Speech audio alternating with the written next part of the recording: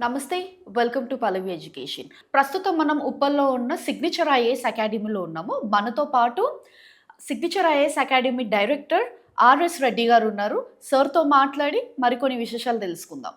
Okay sir. So, ఇంకొక important question నేను మిమ్మల్ని అడుగుదాం అనుకుంటున్నాను. సో, ఇప్పుడు పిల్లలు ఎన్నో స్టడీ మెటీరియల్స్ కొనుక్కొని దాంట్లో నుంచి చదువుకుంటుంటారు.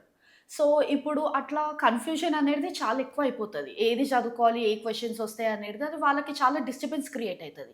సో, ఎట్లాంటి బుక్స్ కొనుక్కొని చదువుకోవాలనుకుంటారు? స్టడీ మెటీరియల్స్ ఇంపార్టెంట్ అంటారా?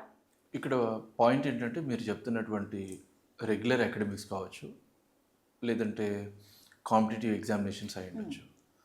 ఎప్పుడైనా స్టూడెంట్స్ వాళ్ళకి ఇచ్చేటువంటి ఒక బెస్ట్ అడ్వైస్ ఏంటి అంటే టెక్స్ట్ బుక్స్ పైన రిలే అవ్వడం. ఇప్పుడు స్కూల్ ఎడ్యుకేషన్ ఉంది, దాని రిలేటెడ్గా ఒక సిబిఎస్సి స్టూడెంట్ ఉన్నారు. వాళ్ళు ఎన్సీఈఆర్టీ బుక్స్ చదవడం అనేది అడ్వైజబుల్. ఆ బుక్స్ చదవడం, ఎవ్రీ చాప్టర్ వెనకాల ఉన్నటువంటి క్వశ్చన్స్ని ప్రాక్టీస్ చేయడం. ఇంకా ఒక ది బెస్ట్ స్టెప్ ఏంటి అంటే షార్ట్ నోట్స్ వాళ్ళే రాసుకోవడం. అలా షార్ట్ నోట్స్ రాసుకోవడం వల్ల అది రివిజన్కి చాలా యూస్ఫుల్గా ఉంటుంది.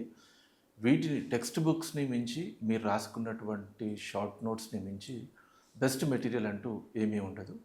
మీరు కొన్నిసార్లు అకాడమిక్ ఎగ్జామ్స్లోనైనా ఏవైనా మెటీరియల్స్ యూస్ఫుల్గా ఉంటాయేమో, కానీ సివిల్స్ లాంటి ఎగ్జామ్స్లో మీరు ఖచ్చితంగా టెక్స్ట్ బుక్స్ పైన రిలే అవ్వండి. ఆ తర్వాత ఇప్పుడు మౌనిక గారు చెప్పినటువంటి మెటీరియల్స్ వాల్యూ అడిషన్గా వాడుకోండి. వాల్యూ అడిషన్ కింద వాటిని యూజ్ చేసుకోవచ్చు, కానీ మీ కాన్సెప్చువల్ క్లారిటీ కోసం కావచ్చు, మీరు చదివిన విషయాలు లాంగ్ లాస్టింగ్గా గుర్తుండడం కోసం కావచ్చు, text book and me short notes coming to these materials అవి మీకు వాల్యూ అడిషన్ లాగా ఉపయోగపడతాయి. ఓకే.